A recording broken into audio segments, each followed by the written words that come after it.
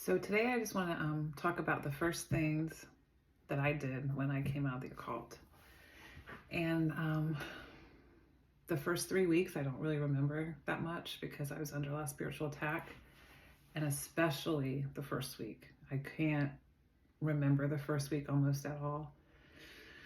But the first thing I did, and no one told me this is what I needed to do, but I just instinctively knew the first thing I had to do was get rid of all of my witchy things, all of my things that tied me to the occult and the New Age, and that were of the other kingdom, Satan's kingdom. So right away, I just started going through my house and getting rid of everything I had that was of the New Age and the occult. And that meant my crystals, my tarot cards. I had books on spirituality. I had even stuff like when I would make moon water and like set it out when I do my moon rituals. I got rid of the containers that I put the water out in. All of my sage I got rid of. Oh my gosh, I had just so much stuff like even hidden around the house, because in my other spirituality you would put things, you would place them in certain areas of your home for protection or for, to bring in like prosperity or whatever. So I had to go and I had like selenite wands over every doorway, over all my windowsills. So I went and just gathered everything I could and threw it away, and it took a long time. So I also had pictures of moons and a lot of pictures of like the moon, and I had bells, so many things. I had so many things, little statues and trinkets and jewelry. I had so much spiritual jewelry, earrings like with moons and stars, and my evil eye, and I had, just evil eyes placed in different places. Yes, so the first thing you need to do when you leave the occult is get rid of every connection to it. You have to clear that all away so you could allow the Holy Spirit in, and you can't leave it, so there's no like mixture. You don't want to leave items and leave a foothold or a doorway for the demons and for Satan to still have access to you. You have to like break it and make sure there's no connection at all to any of it. So I don't hardly remember it. I just remember grabbing things and throwing them in the trash. And then of course like crystals are super heavy, so like the trash would be really heavy. I even had, so my husband, I like Taylor Swift a lot, and my husband got me these tarot cards with it. So in tarot, 3 of the cards are the sun, the moon, and the star, and I like those cards. And he got me these. It was like a little abstract painting of Taylor as a tarot card. So it was like the sun, the moon, and the star, 3 separate pictures of a tarot card with her on it. And it was like, pastel and so pretty, and I really liked it. And it was so thoughtful because when he got it for me, he was combining like 2 of my favorite things, my spirituality and Taylor Swift. But I even thought, like, should I give these to the thrift store? Or, I still have friends in my other spirituality, like, should I give it to them? And I heard in my head, like a very strong no. No, don't even let it go back out into the world. Not even the thrift store. Don't resell it. Don't give it to friends who are still in that spirituality, because I wondered, but it was a very quick, I just got a strong feeling of no, like put it in the trash. So, I gathered up those Taylor Swift tarot card pictures my husband got me, threw those in the trash. Yeah, I just have visions because I can't remember. I really cannot remember that first week at all. But I just have memories of me throwing stuff in the trash, throwing things in the trash. And then, so that didn't take that long, maybe a couple days, because I would keep finding stuff I would forget about, and I would find it, and then I would pray, like, is there anything I'm missing? And I would pray to God, like, show me if I'm missing something. And he would lead me to like a drawer I haven't opened in a while, and I had spirituality books there, like, dark spirituality books. So I throw those away, and I just had so many things tying me to the occult and the New Age. Because of course you can go anywhere and get all kinds of New Age things now, and like really cute things. So I had tons of it. And then I have a memory of so I called it de-witching my house and my phone. The hardest part was de-witching my phone, because I don't know how many like spiritual people and tarot readers I followed on YouTube, but it felt like it was thousands. And I sat there and I just had to unfollow. And I remember when I was in my other spirituality, I would always follow new and upcoming tarot readers because I wanted to support them, and like even if I never watched their stuff, I just wanted to give them a subscribe to support them. And I really think it was thousands and thousands of tarot readers and spiritual coaches and manifestation coaches and law of attraction, like everything spiritual. So de-witching my phone took so long, and I don't remember all I do. I have a memory of me sitting on my couch and I could only do it in blocks of maybe an hour or two because it got so overwhelming, and I just kept having a sick feeling about it. Like just doing it made me feel sick. So I couldn't wait till it was done. I could not wait. I just kept thinking, like, once this is done, then there'll be like a freedom that came with that. So I just sat there maybe an hour or two at a time, and I would just hit unsubscribe, like so much that my fingers would cramp. But then also de-witching my phone, I had like secret Pinterest boards, because you can make some of your boards secret on Pinterest. So all of my really witchy things I would put under a secret board, and I had to go in there and delete all those boards and delete just everything spiritual. Then I had to go to Instagram and unfollow all the spiritual people I followed there. And then I had like saved so many, if you come across a post that you like, you can save it. I had so many saved, so many things saved. So I did the best I can. I still come across things that even now today that I haven't thrown away or that I haven't deleted or gotten off my phone. But I knew that was the first thing I had to do, was just break every point of contact and connection to the occult. I had to get every demonic foothold out of my house, off my phone, off my body, my jewelry and everything, so I could allow the Holy Spirit to really fill our home. And so there was no mixture, because as I learned, part of the thing that brought me out of the occult was that was always my prayer. I would just pray and pray, I want the truth. I just want the truth. And I was using Jesus's name, but then doing everything else I wanted to do. And that was revealed to me, that the mixture is really bad. The mixture is not okay at all. So I wanted to make sure I wasn't leaving any demonic footholds for the demons to be in my home.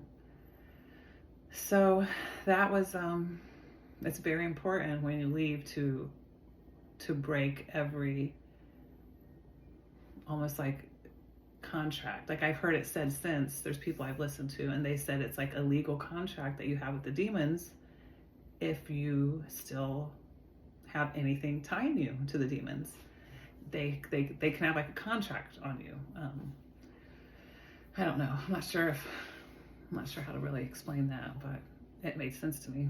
Whatever that was, I don't want any contracts. I want to make sure they knew, like, I belong to another kingdom now. My kingdom is with Jesus Christ, and it's not with Satan. So there was that. I just want everyone to know that's so important to rid yourself of anything tying you to the New Age and the occult. So you just do that.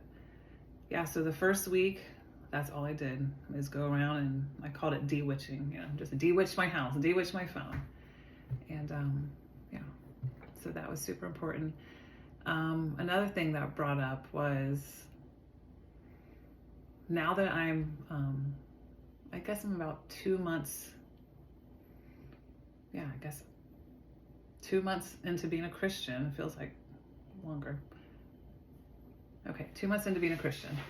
And the more I'm, the further away I'm getting from my time in the occult, the more perspective I'm gaining, the more everything is making sense, because when you're in it, you can't see the forest for the trees. I couldn't make sense of it. I couldn't understand what was going on. My soul was not at peace. It had peaceful moments, and everything in my world seemed so magical, but it was false. And I realize now the way to describe that is, it's like I was under an invisible net, is how it feels, which is the spell, the veil over my eyes. And under this invisible net, there was all this magical stuff going on. Like, the world looked different, and that's part of Satan's deception. He comes in disguised as an angel of light, and that was the way he kept me blind. So I could just do whatever I want and just have this little magical world until I died and went to be with him, straight to be with him. But so I was like under an invisible net with moments of peace. That would be foolish if I never felt peaceful. I would want to escape, but I did have moments of peace and moments of like, this is so beautiful and everything is so great. And I just created my own bliss. I was big on that, creating my own bliss, living in my own bliss. But my soul was so restless, because now I could see that I knew something wasn't right. I was restless. I was uneasy. I was in bondage. I was in chains to Satan. And thank God, I always wondered, I always struggled back and forth with it if I was right. I wanted to know the truth, because obviously it wasn't sitting right with me all the way. I always would go and question it. So yeah, I feel like it was an invisible net, and my soul was not at peace all the time. It wasn't. And I'm also in recovery for addiction and alcohol pills mostly. And I've been sober for 10 years. And when I was in my addiction, I was in bondage also. And I just remember my soul never felt peaceful. I never felt at ease, because, anyone who struggled with addiction will understand that. It's not a peaceful place to be. If people think that, addiction is just fun and they're just partying, or it's all a good time. It's not a good time at all. It's actually a prison. It's a prison. And I realized that my other spirituality was also like a prison. I was under that net, that bondage, because Jesus is the truth. He's the one that sets you free. I can't remember the saying. It's like, whoever is set free by the Son is free indeed. And I'm free. I'm free now. My soul is peaceful.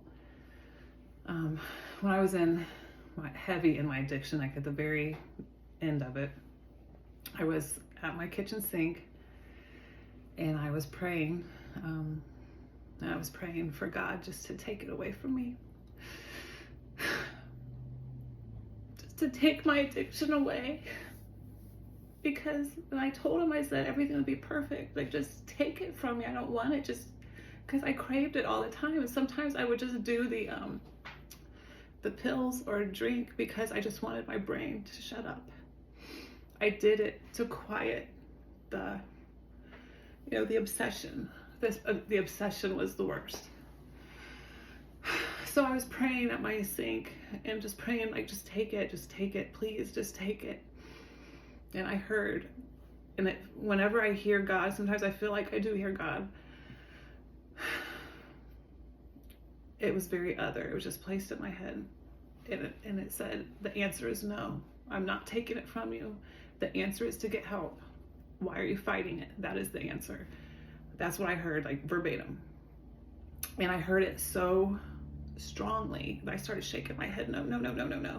Because I didn't want to get help. I didn't know what that meant. That meant going to therapy. That meant doing something out of my comfort zone. I didn't want any of that. I just wanted my addiction gone, and then I could just go on with my life. But he told me, no, the answer is to get help. So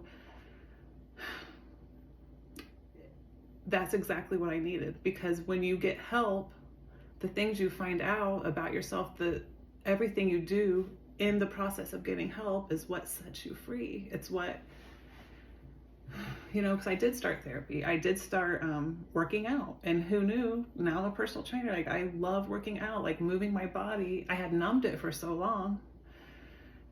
Just numbed it.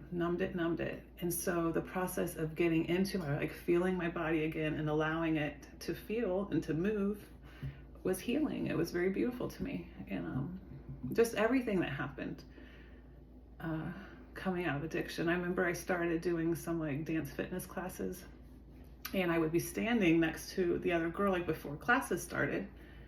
And I was never used to talking to anyone without pills or alcohol in my system. So just even making small talk was something I needed to learn, being sober. Even something as little as that, going to this class, and it would keep me sober for the night. Learning to talk to people sober, that was huge. I didn't know how to do that. It's almost like I was, when you're so cold and then you're thawing out, and that hurts. That's how it felt coming out of addiction. Like, it hurt, but I was thawing out. It's what I needed. So my soul was not at peace.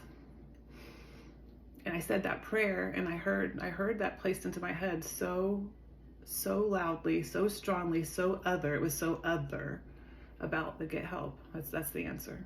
Why are you fighting it? I shook my head. I shook it. No, that's not what I want. That is not what I want. But another thing, so before all that happened, there's a song that I used to pray all the time when I was an addict. I'd listen to these Christian songs and I would pray, and I was really in a broken place spiritually. And I even would tell my husband that, the worst thing about being heavy into addiction is how it makes you feel separate from God. That's how I felt. I felt very spiritually hardened or dead, or I couldn't feel him.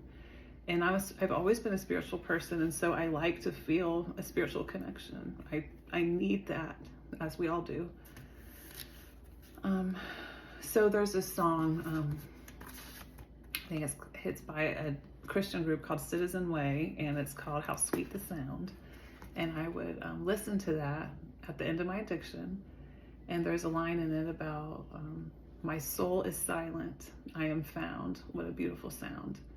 And when I was in active addiction, it would make me cry because my soul wasn't silent. My soul was in turmoil. And then I heard it when I was maybe 2 months sober. And I heard it. I cried again because I realized that my soul was silent. It wasn't fighting. It wasn't restless and uneasy. And, just, it was silent. And that felt so beautiful to me, that it was silent and it was at peace. And then I heard this song again, maybe last week. And it just occurred to me that all my time in the occult and the New Age, my soul was not silent. It was struggling the whole time, even with the false signs and wonders that were happening and living in my own bubble. It wasn't silent. My soul was always wondering, and it was always just wanting the truth. I don't know. So when I heard it last week, it just was so beautiful to me, because I realized again that Jesus had restored my soul, that he had made me at peace. The way, when I came out of addiction, I felt peaceful. And when I came out of the occult, it was I felt peaceful. I feel like, I don't know, people just need to know that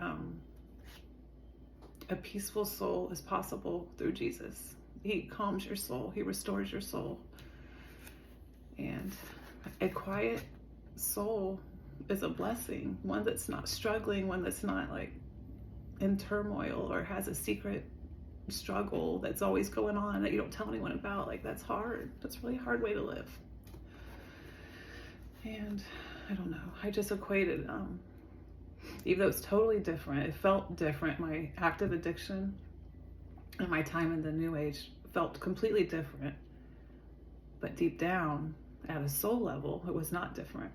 It wasn't different at all at a soul level, because my soul was uneasy in both situations. And yeah, I don't know, just Jesus, my soul is peaceful now, and you cannot put a price on that, on the peace you feel. And yeah, now I don't know what I'm gonna say.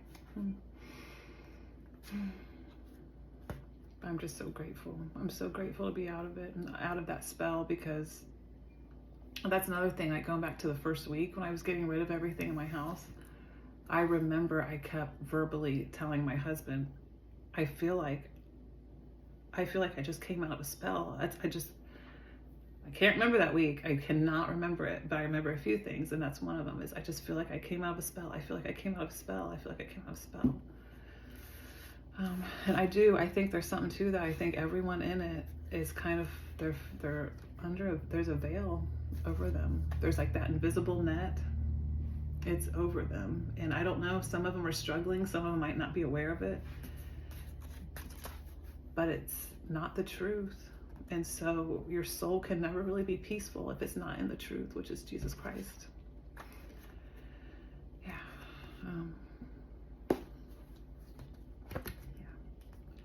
So I'm going to try not to make these videos so long, and I didn't even expect to get so emotional here.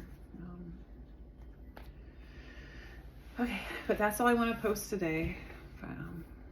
Yes. So I will make more videos, but I just really want people to know that peace with Jesus, it's a different kind of peace. It's the real kind of peace, not the fake peace that I felt on my moments of like where it felt magical, and it was not real, because I was still under that invisible net, and I was still struggling. Maybe not constantly the way I constantly struggled when I was in my addiction, but that's because Satan, you know, he's crafty, and if I'm struggling all the time, then I wouldn't have wanted to stay in it. He has to make it just good enough, you know, just like sweet enough to make you want to stay in it. Like, oh yeah, this is the way. Even though deep down, it just felt like I was like trying to put it together and make sense of it, and to get out of it, and to get to the truth. Let me tell you, the truth feels different. It feels really different. When you're in the truth, you know it, you feel it. And I can know it and feel it through my soul being silent. It's silent. And that's a beautiful sound. Hey, I'm gonna cry again. So, okay.